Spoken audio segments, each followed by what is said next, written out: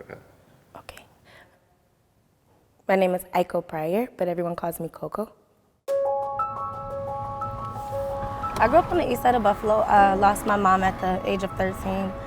It was kind of in the foster care system, went from house to house and whatnot, but you see it kind of all over the east side. It's so much beauty if they would just tear down these old abandoned buildings and whatnot. At first I thought I wanted to be an interior designer, but walking around on the east side, there was so many abandoned buildings.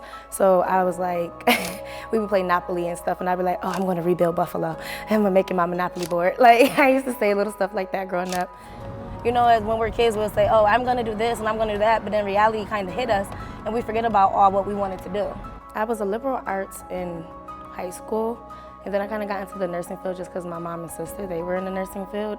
Your mom was a nurse, your sister is a nurse. You might as well be a nurse, but it just didn't fit right with me. Like, I didn't have a passion for it. Even though I have passion for people, I didn't have a passion for the nursing field, so to say.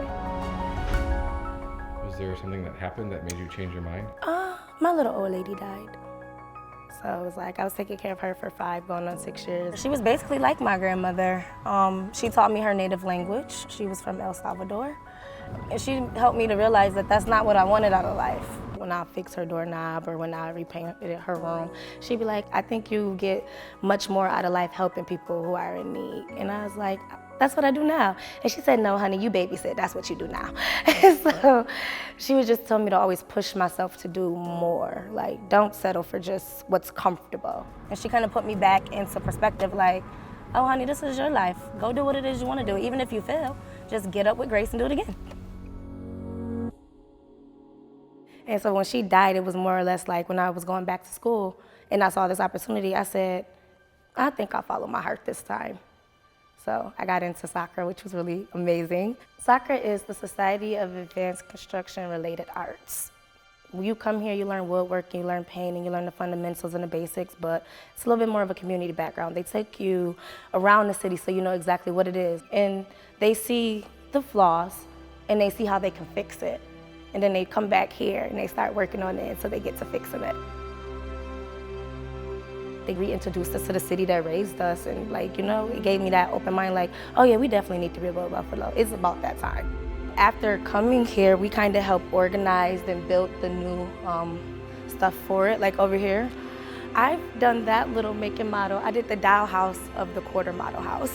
So I did a quarter model of the quarter model house. I was so determined to finish that before graduation. So everything in here is pretty much done by the classes. So it was like small steps into the big steps. And then we got to the porch project, which was like, mind-blowing. Normal House, it is a collab project with Push Buffalo.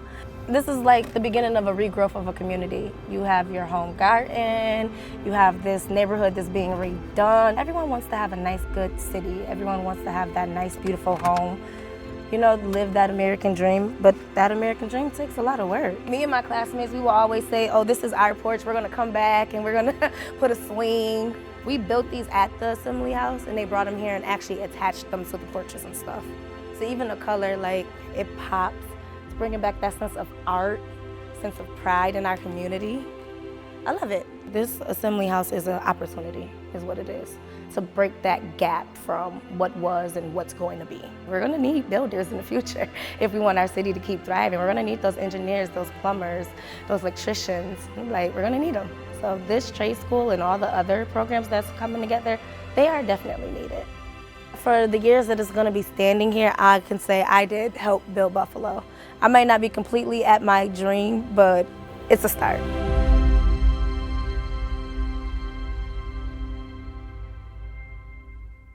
Growing up, my grandfather, even he told me, baby, you're entering into a man's world. And I'm like, yeah, but I'm a woman. So, you know, it's like these hands can cook, but they can also build.